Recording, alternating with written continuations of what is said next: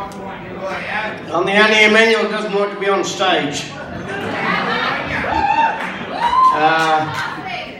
Shit, there's a lot of people. It's really great. Thank you everybody who come.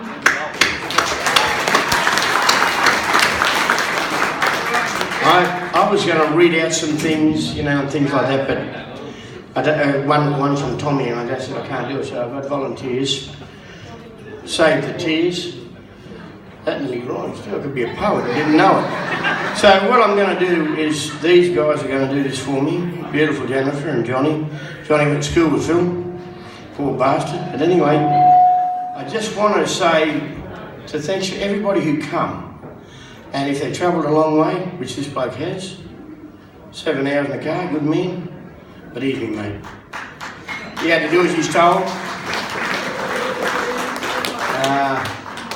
My other family down there, the Allens and the Sharps over here. I got lots of relatives in Middleton.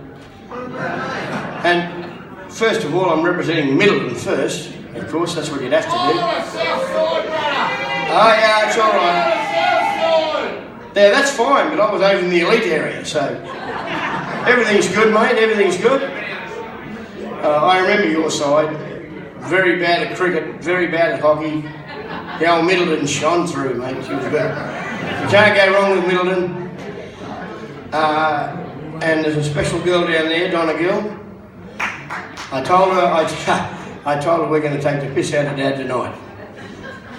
Artie's gone. So what happened was, it was me and Phil, and every morning I had a brand new, Artie Gill had a brand new HR Holden. White one. I think with the 161 in it, only the basic one, and then he had a radiator, I think. Might have had a heater. He used to come out and he'd do 100 skips every morning. Right through, as long as we can remember, 100 skips. And Phil would go, he's gone up the back, he's going to count how many skips he does. So he goes up the back and he's writing it down, 100. Okay, and he'd done it every day. And then he would go inside and he'd pull the choke out on the HR and start it and, So anyway, and leave it idle in there while he finished his cup of coffee or whatever he's doing inside, cup of tea or something. One of those things I've never drank. But what happened was, he used to come out and then he'd get in the car and then you'd hear him push the choke off and then let it rev a little bit and then put it in reverse. Those of you who don't know what that is, that's just me forgetting to open my hand up to wave. Backwards, he'd come out and then put it in gear and drive down that little back lane. Well, Phil worked it out. The best way to do this was to, I think, I'll get you, Darcy, because you're the smallest. And I'd go, what are we doing now? And he said, I'm going to make these. Mum used to get a heap of brown paper bags and put our lunch orders in it, And Phil used to get them.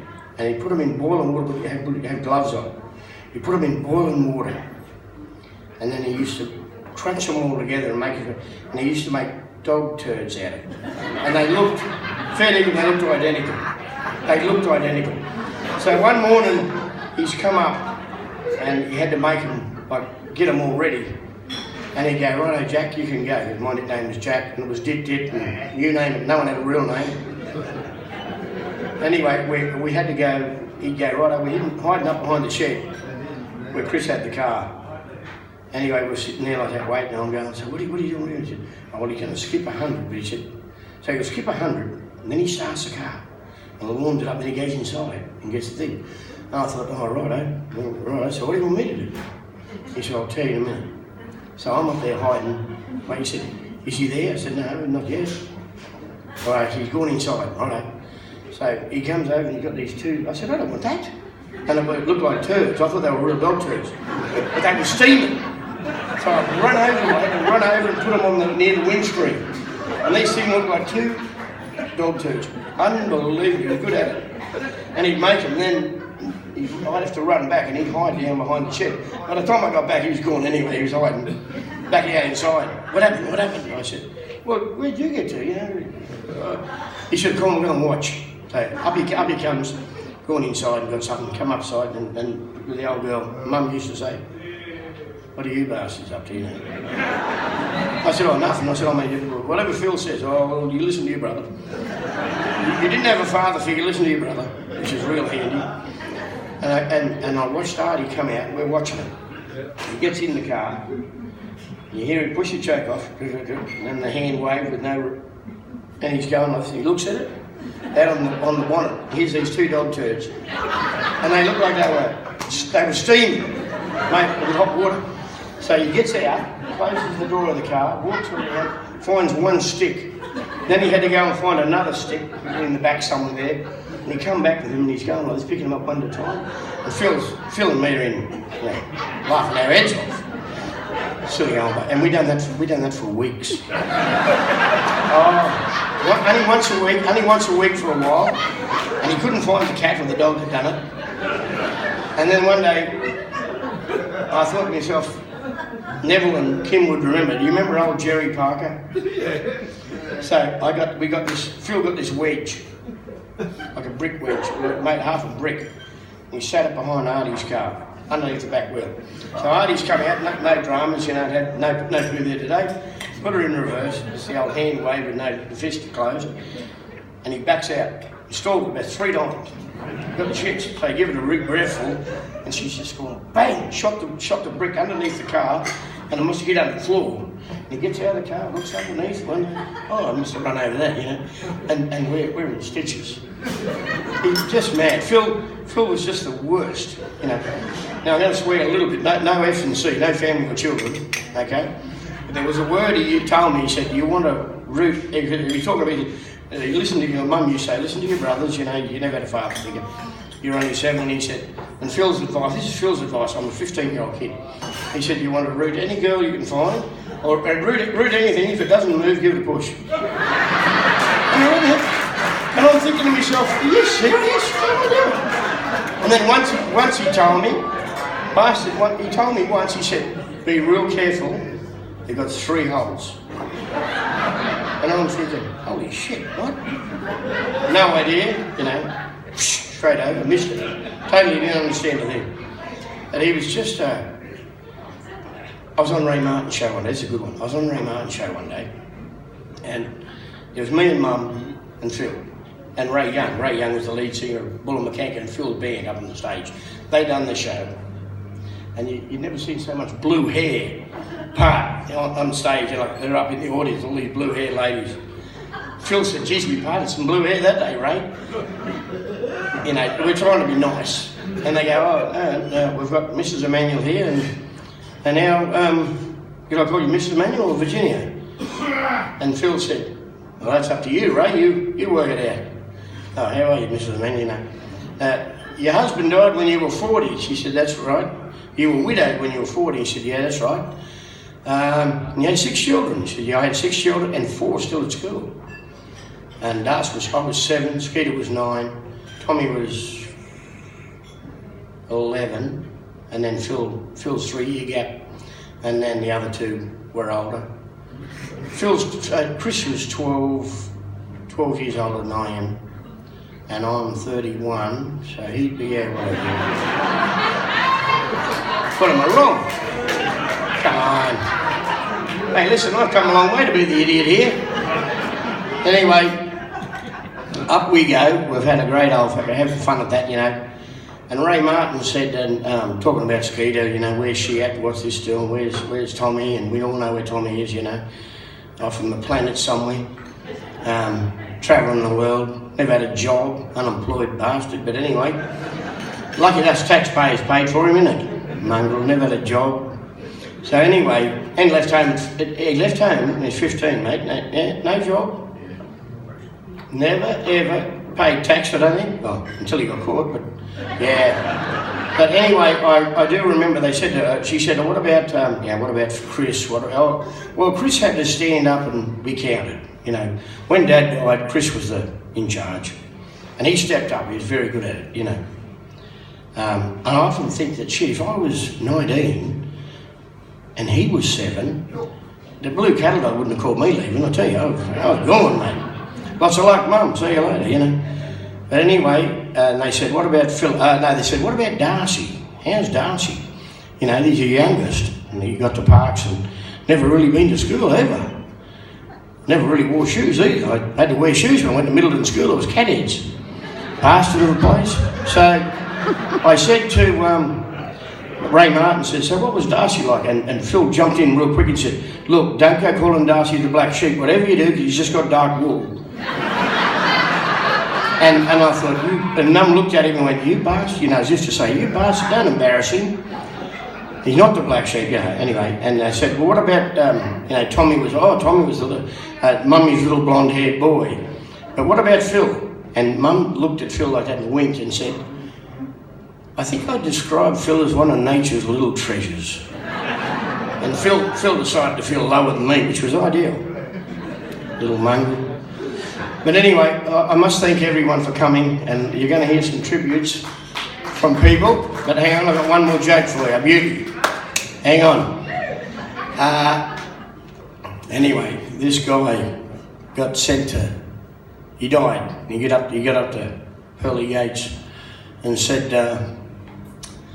oh, here you go. And he said, what's your name? He told him his name. He said, oh yeah, you can come in, mate. We've looked at the things.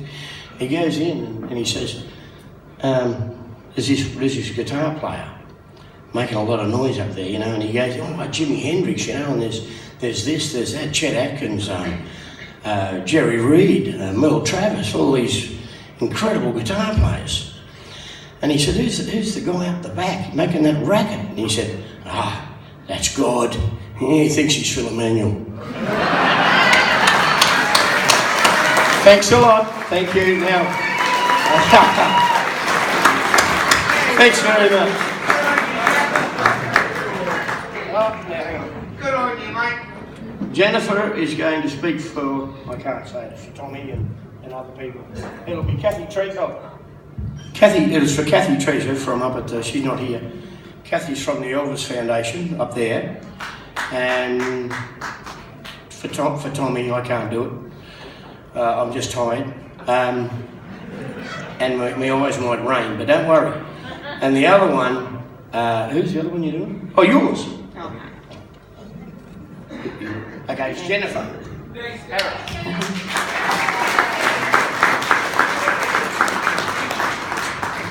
Good evening, everybody. First of all, I'd just like to apologise for my very croaky voice.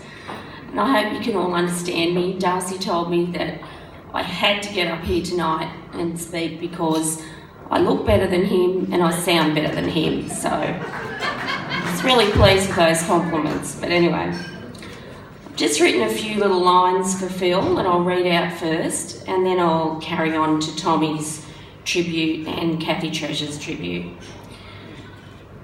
Phil, we've all come to reminisce, to celebrate and honour you and to have a drink for a mate we all looked up to. I'm sure you are here amongst us, somewhere in this room.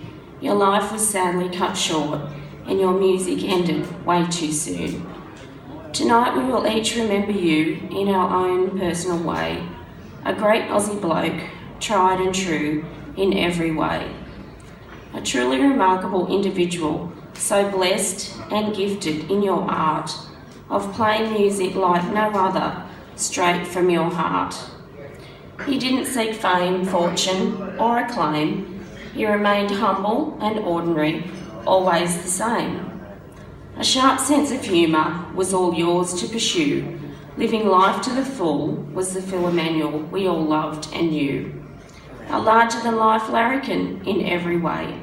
We'll share some very entertaining stories here today. Physically you have left us, and from this world you have now gone. We loved and admired you, Phil. May your music and your memory forever live on.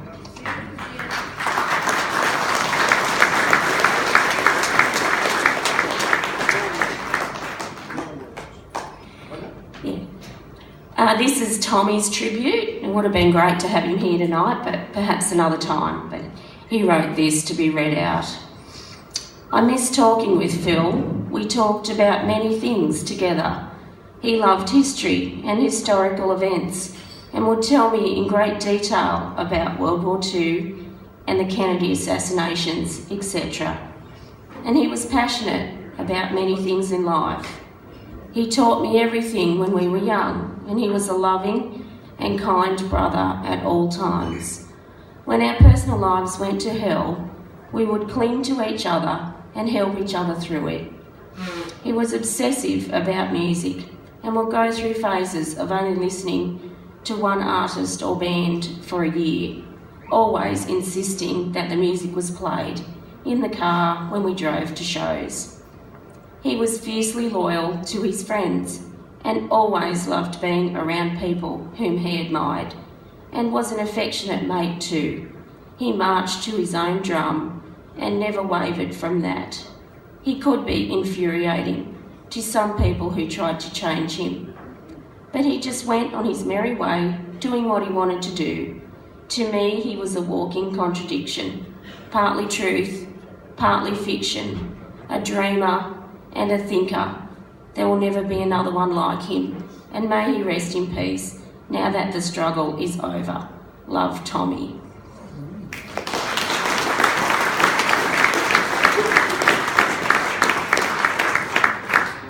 And lastly, this one is from Kathy Treasure, the Elvis coordinator. It is with great sadness that I have to write this, as we were only just getting to know Phil. From just one short year of knowing him, he felt like one of the festival family.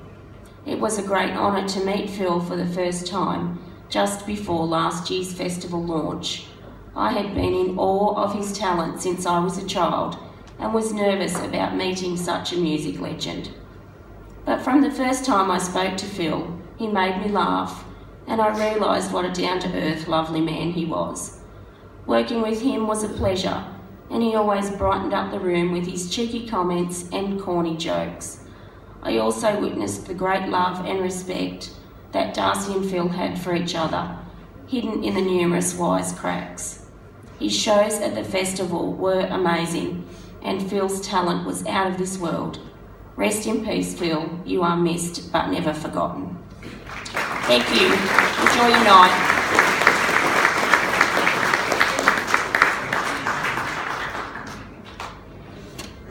It's my privilege to present a couple of tributes to Phil.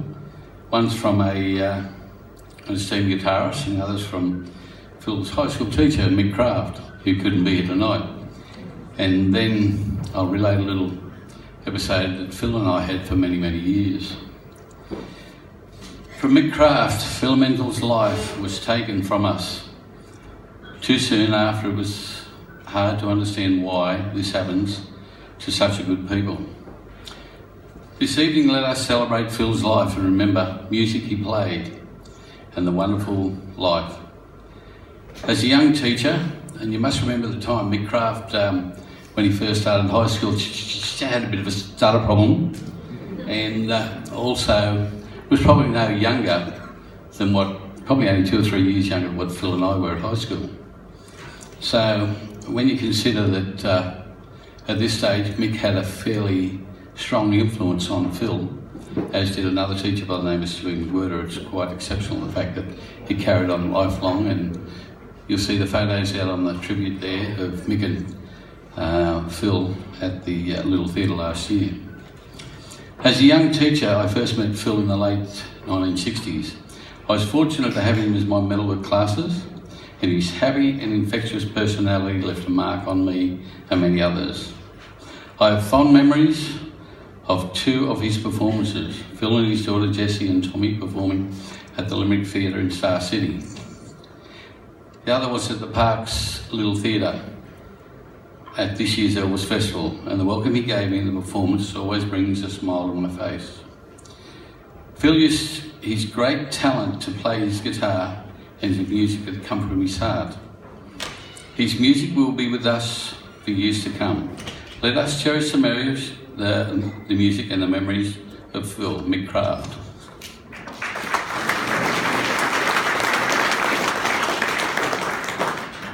The next one's from a guitarist by the name of Bo Jenkins. Phil Emmanuel.